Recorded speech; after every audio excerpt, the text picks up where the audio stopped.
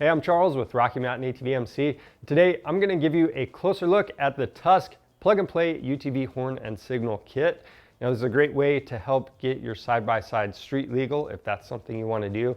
And with this being plug-and-play, you're not going to have to do any crazy modifications with wires. You just simply make your connections. It comes with the harness, your switches, and the zip ties to get this installed.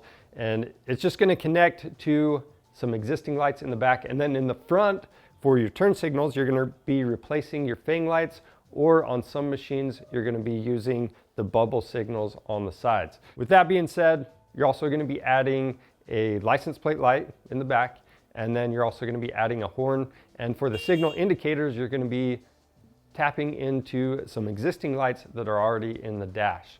So again, this is a great way to help get your side-by-side street legal if that's something you want to do. Now, as far as fitment goes, this is going to work for pretty much any of the Polaris side-by-sides or the Polaris razors, and you want to type in your year, make, and model to make sure you get the correct kit for your machine, whether it's a 2-seater or a 4-seater.